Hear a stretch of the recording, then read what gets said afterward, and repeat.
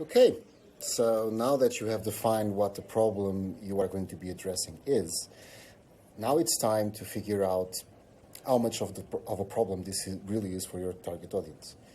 I mean, there are a whole class of problems that, although they are, I would say, minor inconveniences and you would like to see them solved, but you're just not willing to pay for it. The next step is to understand that for your target audience, if this is a problem people are going to be willing to pay for. And after you do that, then you need to understand if there are enough people that are feeling this problem right now for you to have a market. Because you might end up with something, if one person feels that problem and they're willing to pay you $5 for that, it's not really a business. Although, I may add, if you find one person that has that problem and they're willing to pay you $5 million for that problem, then you do have a business. How do you do this is one of the major issues. One of them actually is a deconstruction of a completely wrong concept most people have about entrepreneurship, which is you look for other people working on the same problem. There's this misconception that if your startup is addressing a problem someone else has addressed already, that it's not innovative enough, that you shouldn't be doing it. Well, if you kind of think about it, if that was the whole reasoning behind it, nowadays you'd have one brand of cars. And you have a lot that cater to different tastes, to different segments of the market.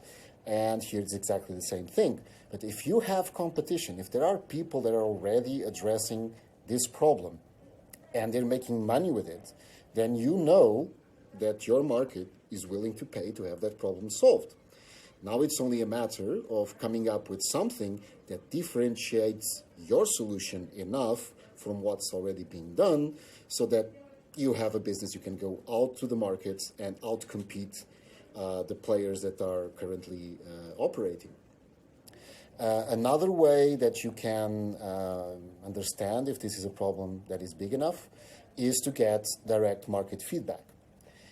Usually what is recommended, and I completely disagree, let me start off by stating that, is to make a market study. And I will advise you to go out, with a notebook and just ask people if they would be interested. Of course, if the cost of saying, yes, I'm interested is very, very low, people will just say yes just to get you out of the way.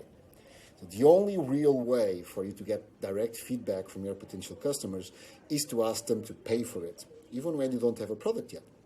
You can do that through a variety of methods, either by getting pre-subscriptions, by creating a landing page where people can pre-subscribe to your product or they can ask for more information, or one of the most commonly used tools today, if you're selling a product, is to make a crowdfunding, which not only potentially will fund your project to its conclusion, to taking the product to market, but it will provide you market feedback on how many people are actually willing to pay what you're asking for your product or service.